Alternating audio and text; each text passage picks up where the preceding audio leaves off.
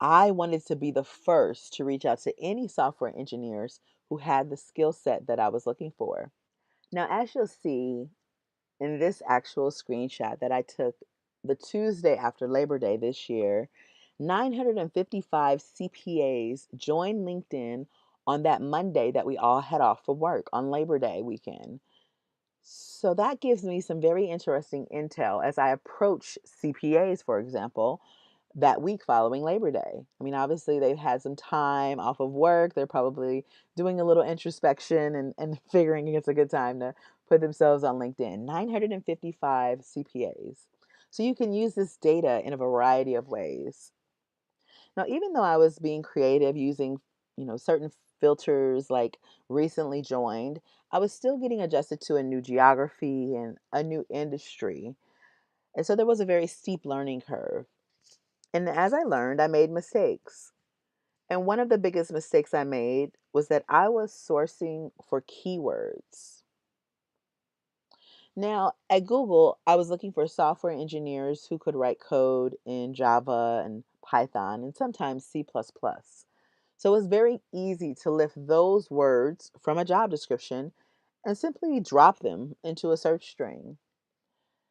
And even though my active candidate queue was very high, my hires were low. And I soon realized that I had the keywords down, my Boolean logic was solid, but I didn't understand the difference between low level coding, web development, or even how databases worked in the mix. Now, this reaffirms a study by Deloitte that revealed that 80% of recruiters believe they understand the jobs they're supporting, while the majority of hiring managers, over 60% in fact, disagree. And so my lesson was that I needed to learn to extract the essence of the role.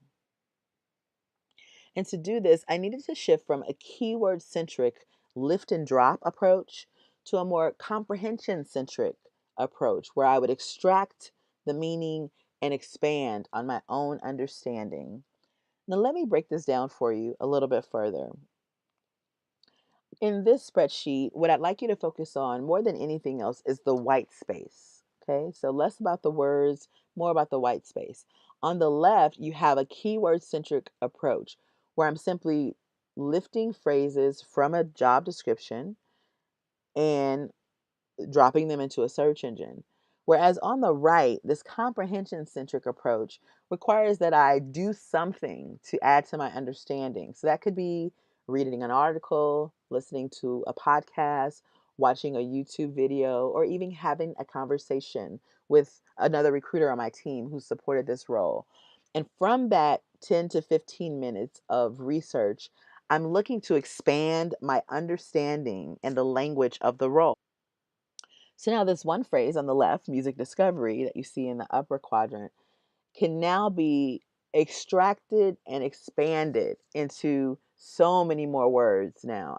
I've learned that it's more about music acquisition, it's about torrenting, streaming, prediction and recommendation engines, like all of these concepts could be ways that professionals who understand music discovery could describe their knowledge and skills on their resume. So let's look at the difference between a keyword centric and a comprehension centric approach. My keyword centric approach of lift and drop yielded 9 profiles in all of LinkedIn, hundreds of millions of profiles without respect to geography or any other filters, 9 results. My comprehension centric approach, which again, if we look back at the previous slide, simply extracted 3 phrases that you see on the left, only 3. And that's out of this actual job description, which I lifted from the web. It's a Spotify job description. Just those 3 highlighted lines was all that I focused on. And now I've yielded 965 results, building comprehension centric strings from those 3 phrases. Now, if you were to extract and expand on every phrase in that job description that you saw as important or pivotal, then imagine how many more results you could yield. But even here, we see that the results have increased by 100 times as many results, from 9 to over 900. And I think it's important to mention this because I often hear recruiters and sourcers say they've exhausted LinkedIn. And I have to challenge that because I think we exhaust our ideas and the ways that we can speak to this role that we're supporting. And when we start to build queries based on our understanding and not on an outdated or poorly written job description, we'll start to see our outcomes expand exponentially. Now, to share a strategy with you, I'll go back to our opening activity of fuzzy logic. And this is a concept that I learned from Glenn Cathy's Boolean Black Belt site back in 2014. He actually wrote about it a couple years earlier. And fuzzy logic allows you to account for any word misspellings or slight phrase variations as you're searching.